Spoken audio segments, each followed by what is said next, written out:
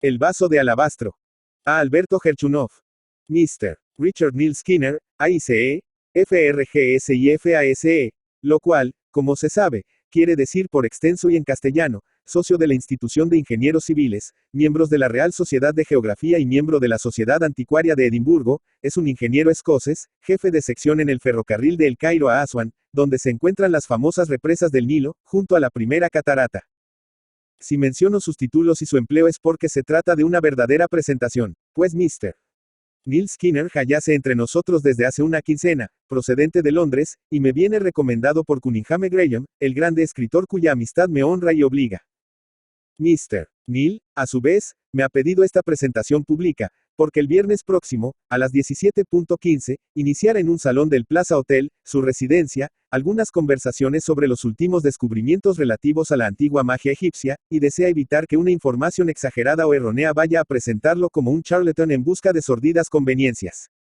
Sabiendo el descrédito en que han caído tales cosas, adoptara, todavía, la precaución de no invitar sino personas calificadas y que poseen algunos conocimientos históricos sobre la materia, bastará con algo de Ronson o Maspero, por lo cual los interesados tendrán que dirigirse a él en persona. Mr. Neil habla correctamente el francés.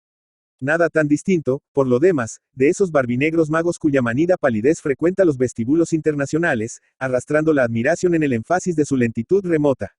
Mr. Neil es rubicundo y jovial, y hasta me parece que algo corto de genio. Cuando fui a pagarle la visita, hallabase, precisamente, alegre como un colegial, por haberse dado en el hotel con un condiscípulo del Marischal College, oriundo también de la sólida Aberdeen, su ciudad natal. Mr. Francis Godfrey, un escocés que por su traje y su pecosa rigurosidad, parece atallado en el granito del lejano país. Tampoco hay nada de oculto en el viaje de Mr. Neil. Tratase de un prosaico estudio de nuestras maderas fuertes, que la administración ferroviaria egipcia proponese ensayar para el asiento en terrenos pantanosos. Claro es que a poco de andar, y como nuestro huésped me manifestaba su intención de disertar sobre la magia egipcia, ya estaba yo preguntándole por los últimos descubrimientos que han enriquecido la arqueología con desusada profusión. En Egipto, habíame dicho él mismo, todo el mundo es un poco arqueólogo. Y retomando el hilo de su pensamiento, la arqueología se vuelve a una tentación irresistible. El rumoreo de un joven y animado grupo que cruzaba el hall, cortó un momento su palabra. Yo tardé bastante, prosiguió, en apasionarme por los descubrimientos. Eso tenía que venir, pero a mí me ocurrió en forma distinta de la habitual. Era yo un cazador entusiasta, y no ocupaba mis asuetos en otra cosa, cuando cierto día tuve la ocasión de salvar, mediante un tiro certero, a un muchacho egipcio, desertor de la caravana de Sennaar, que bañándose en el río había caído presa de uno de esos cocodrilos, casi legendarios ya, pero que viven aún más ala de las cataratas, verdaderos monstruos que vale la pena ir a buscar, haciendo algunos centenares de kilómetros. Aunque salió con su brazo izquierdo casi inutilizado por la terrible mordedura, Mustafa, mi protegido, guardóme aquella inagotable gratitud, característica del musulmán, sobre todo cuando cree deber el favor de la vida, pues, entonces, solo considera redimida su deuda mediante un favor igual. Exageraba todavía su afección por mí, el hecho de haberlo tomado a mi servicio, para aliviar de tal modo la desgracia de su mutilación. Fue él quien, de vuelta a mi puesto, que era entonces Esne, la antigua Latopolis de los griegos, despertó mi curiosidad, regalándome dos joyas antiguas, sumamente curiosas, un gavilancito de oro esmaltado y un sello de cornalina, que cifrado con el ONJ, jeroglífico, o sea la palabra, vida, es un amuleto de preservación. Inútil cuanto hice por averiguar la procedencia de aquellos objetos, ciertamente raros entre las chucherías arqueológicas de la explotación habitual, incluso el recuerdo de la ley que castiga el tráfico y la ocultación de antigüedades valiosas. Mustafa se evadía con las exclamaciones árabes de cajón, ¿quién puede saberlo? Que Alá compadezca mi ignorancia. O bien, solo Alá es omnisciente. El caso es que esos, felas, cruzamiento de árabe y de egipcio, saben y callan muchas cosas, a despecho de la opinión corriente. El sentimiento nacional que parecía dormido en aquellos naturales, acaba de causar a mis compatriotas más de una sorpresa. Nativo de Esne, que es una de las estaciones de la caravana en la cual se enganchó para ir a caer víctima del cocodrilo, Mustafa es muy experto en excavaciones arqueológicas, pues la mencionada ciudad yace a unas 28 millas tan solo de la antigua Tebas. Y él, como peón de numerosos exploradores, había hecho, por decirlo así, toda la carrera. Desde que, niño aún, con Chababanlo para que animara a los jornaleros, cantando, tal cual los vendimiadores homéricos en la descripción del escudo de Aquiles, hasta que, mayorcito, cargaba las espuertas de escombros, y ya adolescente, manejaba el azadón, su experiencia llegó a ser grande en la materia. Posella, lo que es también un don de su raza, el discernimiento de los indicios imperceptibles. Pero lo rudo de la tarea y lo misero del jornal, acabaron por inducirlo a cambiar de trabajo, enganchándose en la caravana, donde tampoco pudo aguantar la faena realmente atroz de camellero. Es un temperamento sensible, de una delicadeza superior a su medio. Así, de domestico, pasó a ser luego mi ayudante. Cuando me persuadí de que no averiguaría la procedencia de las joyas, quizá ignorada, en suma, por el propio Mustafa, entré a interrogarlo estrictamente sobre las tumbas faraónicas que han dado tanta notoriedad al famoso Valle de los Reyes, desde el descubrimiento, ya un tanto lejano, del estupendo sepulcro de la reina Hatshepsut. Tras largos rodeos, adquirí la seguridad de que conocía más de un derrotero importante, pero jamás accedió a revelármelos, no obstante la visible aflicción en que lo ponían mis ruegos. Te causaría, afirmaba, irreparable daño. Y después, con solemnidad. Nunca seas el primero que penetre en las tumbas reales. Ni inquietes con la violación a los guardianes de la entrada. Nadie escapa al enojo de los reyes. Sí, sí, dije yo entonces, bromeando. El conocido cuento de la venganza de la momia. Con gran sorpresa mía, el jovial Mr. Neal permaneció grave, miró un momento la ceniza de su cigarro. Es que algo hay de cierto, afirmó con sencillez. ¿Cómo? Usted sostendría, interrumpí, esbozando un vivo movimiento de incredulidad. Yo nada sostengo, narro lo que he visto y nada más, replicó mi interlocutor sin cambiar de tono. Luego, calmándose con un ademán. Juzgar a usted mismo, pero le ruego que me deje proceder con cierto orden. Tengo el hábito de los informes técnicos y fastidiosos, creyó deber añadir con una sonrisa. Visitando un día con Mustafa el hipogeo de la reina Hatshepsut, donde estudiaba in situ la mejor escritura jeroglífica, la clásica, diríamos, que corresponde, para mayor ventaja, a los gloriosos tiempos de la 18ª dinastía, pues no hay libro comparable en claridad, tamaño y color, a esos vastos muros verdaderamente, iluminados, de historia, recordaba a mi ayudante, menos por interesarlo que por complacerme, diciéndomelo a mí mismo, la biografía de aquella soberbia emperatriz. Incomparable estrella de su cielo dinástico. Y con la aproximación quimérica que a través de los siglos sugieren a las necrópolis intactas, donde han subsistido en la imperturbable serenidad hasta las flores de hace 3000 años, creo que infunde una especie de entusiasmo personal, tal vez de cierto vago amor, a la expresión con que dije. Divina reina, heroína y mujer, que vence como un faraón, hasta adquirir el derecho de inmortalizarse con la desnudez viril y la barba de oro de las estatuas triunfales, y al propio tiempo envía una flota que le traiga a su jardín, para envolverse en sahumerios como una deidad, los sicomoros de incienso del país de las aromas. No es una coquetería realmente imperial esa expedición a la costa turifera de los actuales Somalies, y esa avidez suntuaria con que manda sacar a tanto costo las piedras preciosas, los metales nobles, las maderas finas, el lapilazuli y el marfil, y todavía la construcción de aquella tumba prodigiosa, cuyas galerías de casi 200 yardas se hunden cerca de 90 en la roca viva de la montaña sepulcral. Entonces Mustafa, con un acento y una penetración psicológica que no le conocía, dijo. Pones en tus palabras tanta pasión, que te libras indefenso a todas las influencias. Por eso no quiero conducirte a las tumbas reales. Aunque te rías de mí, lo cierto es que los antiguos pusieron, espíritus materiales, para guardar la entrada. Son los vengadores siempre despiertos. Cada cual tiene su modo de ofender, pero todos matan. En poco más de un año que duró la exploración de este sepulcro de la reina, hubo 2 suicidios entre los exploradores.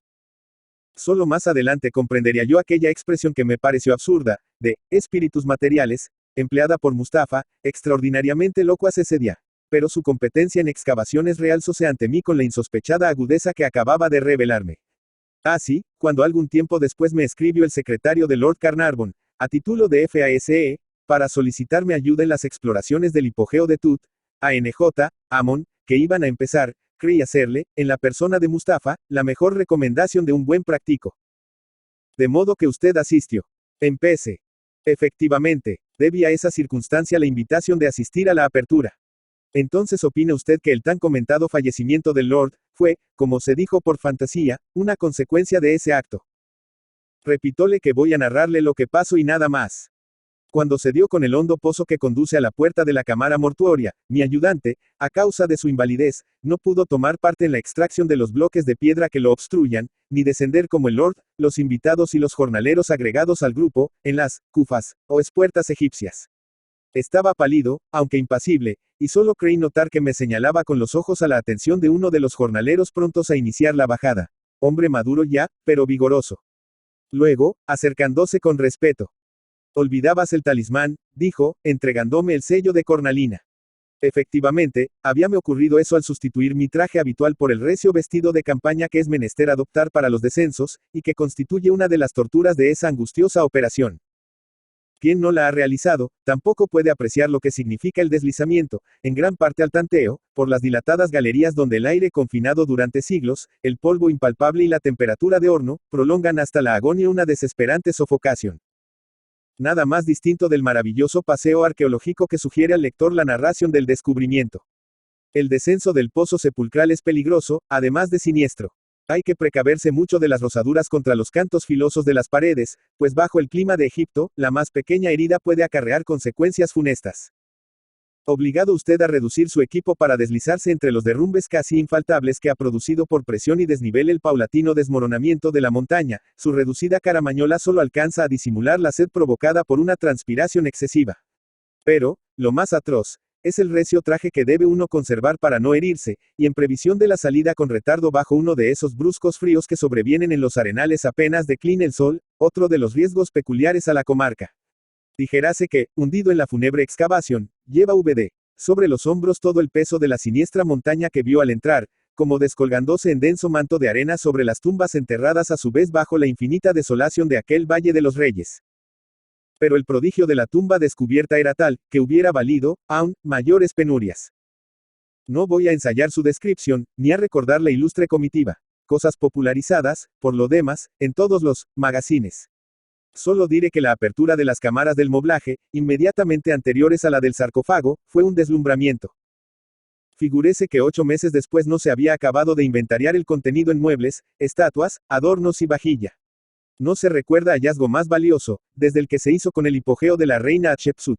Y ese Tug, ANJ, Amon, su descendiente, resultaba digno, por cierto, de clausurar el victorioso periodo de aquella 18ª dinastía, con que los reyes tebanos dieron a Egipto su máximo esplendor hace más de 3000 años. La extenuación de largos meses de tarea, que en los últimos días llegaba a doloroso agotamiento, desvanecióse ante la maravilla casi eterna.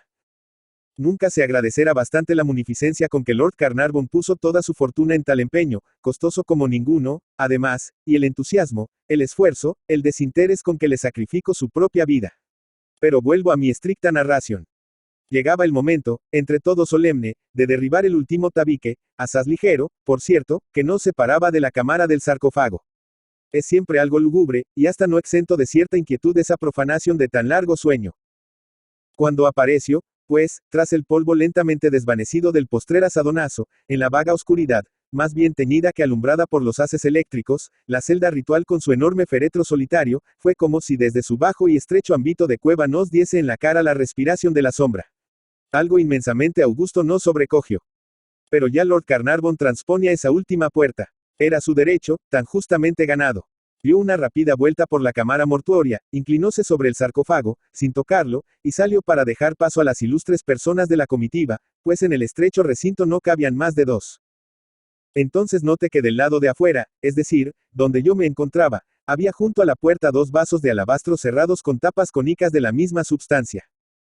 Lord Carnarvon se acercó a uno, movió, instintivamente, sin duda, la cubierta alabatrina, y ésta se dio girando, pues hallabase atornillada con la perfecta maestría de esos trabajos egipcios.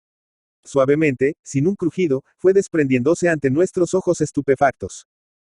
Mas, una sorpresa mucho mayor nos aguardaba. Del vaso destapado exhalóse un vago, pero distinto perfume que refrescó el ambiente. Recuerdo haber leído eso con asombro, dije. Sin duda, repuso Mr. Neal, y lo mismo lo menciona en una descripción publicada por la Monthly Review. Nadie ignora que Egipto fue el país de la química, ciencia cuyo mismo nombre parece derivar de Kem, o Kem, como llamaban los hebreos a la nación egipcia, según se ve por el Salmo Sibi, el de la recapitulación. Y la flota de Hatshepsut nos indica hasta qué punto era grande en su época la importancia de los perfumes. Con todo, la duración de aquel cuerpo volátil resultaba extraordinaria. O mejor dicho, su cautividad de 30 siglos en una perpetuación casi inmortal. Así se me reveló el motivo de la preferencia que los antiguos griegos y romanos daban a los vasos de alabastro, para guardar perfumes. Recordar a VD. que, en griego, los preciosos vasitos perfumarios llamábanse alabastros, por antonomasia. Sería una de las tantas cosas que Grecia y Roma aprendieron de Egipto. Pero más extraña aunque el perfume, fue la frescura que difundió en torno. Digo mal frescura, pues era más bien una especie de frío sutil, semejante al del mentol. El caso es que yo y el Lord nos estremecimos bajo esa especie de helada delgadez que se desvaneció como un suspiro instantáneo. El Lord se inclinó y aspiró fuertemente, con su nariz en la boca del vaso. Vale la pena, dijo, conservar el recuerdo de tan antiguo perfume. Hubo en la puerta un ligero atropellamiento que llamó su atención, y yo aproveché la coyuntura para intentar lo propio. En ese instante el felá, a quien había hablado Mustafa interpusóse como una sombra, haciéndome con la cabeza y los ojos un enérgico signo de negación. Por más que dicho acto me asombrara, no le hice caso alguno e insistí. Entonces, arriesgando un ademán de audacia increíble en aquellos tímidos paisanos, asió mi brazo con brusquedad, al paso que murmuraba en árabe, para que solo yo pudiera oír y entender. Atorat, el Maut, el perfume de la muerte. Entretanto, el Lord acababa de tapar nuevamente el vaso. Cuando, algunas semanas después, pude ver de nuevo ambos recipientes, todo se había desvanecido, y solo conservaban en el fondo una mancha resinosa, tan tenue, que era imposible analizarla. Digo algunas semanas después, porque, al salir del hipogeo, el frío del desierto me hizo daño.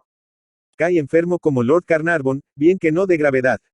Pero habíame impresionado mucho, al abandonar el pozo, una sentencia de Mustafa, que mientras me echaba sobre los hombros previsora manta, díjome por lo bajo, señalando al Lord. He ahí el que morirá. Que Alá nos proteja. Como lo sabes, increpe con sorda irritación. Le he oído el estornudo malo, el estornudo del chacal.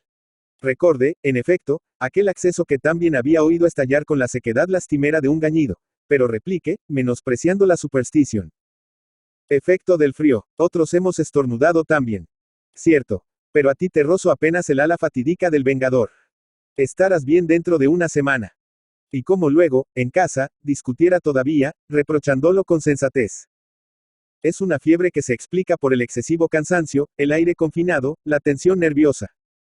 Mustafa pudo derrotarme una vez más, contestando impasible. Al dificultar el acceso de sus tumbas, los antiguos contaban con esa predisposición, que entrega rendidos los violadores a los guardianes de la entrada. Casualidad o lo que fuere, Lord Carnarvon no se levantó. Víctima de una extraña fiebre que no pudo la ciencia dominar, declarásele luego la neumonía cuyos síntomas yo también experimenté, y su fallecimiento malogró una bien útil y generosa existencia. Hablase hablado también de cierta infección causada por la picadura de un insecto. Sí, al principio, y no sin razón, porque le he dicho lo peligrosas que son las más pequeñas lesiones bajo el clima de Egipto. Este es, en suma, el verdadero áspid de Cleopatra. Pero la neumonía fue, al menos para mí, un desenlace concluyente. Abrigo la convicción de que Lord Carnarvon aspiró la muerte en la boca del vaso de alabastro. Así cobraba sentido la expresión paradójica de Mustafa, pues el perfume mortífero era, en efecto, un espíritu material, el vengador, encerrado en los vasos tentadores como un efectivo guardián de la entrada, perpetuamente despierto. Nada, pues, de imaginarios demonios o elementales maléficos. La sencilla realidad venía a ser mucho más siniestra. Terrible, en efecto, ese último sueño de los faraones cuyo reposo se aseguró para la eternidad, bajo una sentencia impersonal e inexorable como el destino. Nil iba, indudablemente, a proseguir, pero en aquel momento, una arrogante figura femenina cruzó apresurada el hall, removiendo como un bache de oro en polvo la mancha del sol poniente que caía desde una ventana lateral, con un magnífico tapado de Kolinsky a la moda, y dejando esa ráfaga de perfume singular, que anticipa con genuina revelación el primer detalle de una verdadera elegancia. No habíamos visto el rostro de la desconocida, que avanzando por detrás de nosotros, solo nos reveló al pasar su gallardia y su perfume. Pero mi interlocutor, enderezándose, palideció ligeramente, mientras murmuraba con sorda voz. Atorat, el Maut. Seguíamosla con ansiosa mirada, cuando ya en el pórtico, vimosla cruzarse con el propio Mr. Godfrey, quien la saludó sin detenerse, subió a buen paso la escalinata, y advirtiéndonos casi al punto, dirigióse hacia nosotros. Regresaba del campo de golf, bastante cansado, según dijo al dejarse caer en el profundo sillón vecino. ¿Tomaron ya ustedes el té? Preguntó enseguida. Mr. Neal, sin contestar, interrogóle a su vez. Francis, permítame, ¿quién es esa señora? Esa señora. Cuidado, Richard, intercaló bromeando, esa señora. La verdad es que no sé gran cosa a su respecto. La conocí hace poco en el dancing.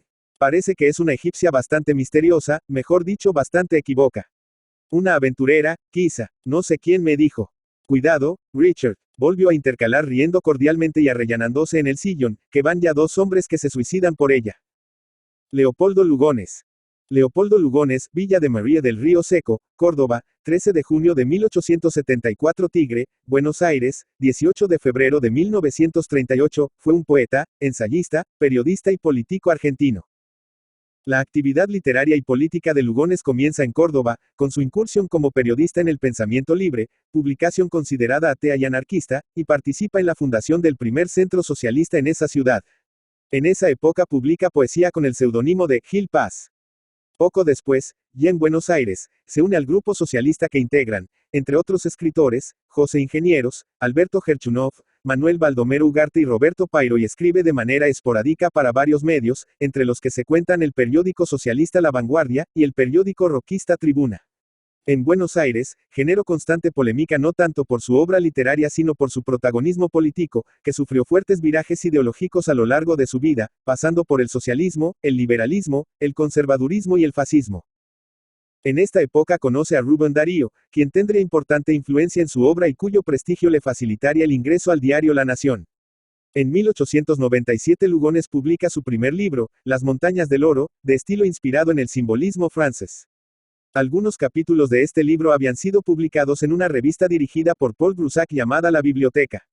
En 1898 se adhirió a la Sociedad Teosófica, en la llamada Ramaluz, sección de la que 2 años más tarde es elegido secretario general. Su interés por el ocultismo y la teosofía comenzó desde muy joven, cuando aún vivía en Córdoba.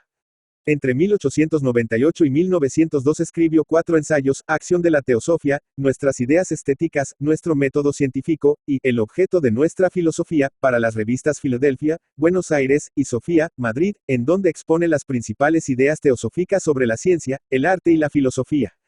Además, es posible encontrar la influencia de la teosofía en varias de sus obras, como en El Payador, 1913, 1916, Prometeo, Un proscripto del sol, 1910, o Elogio de Ameguino, 1915.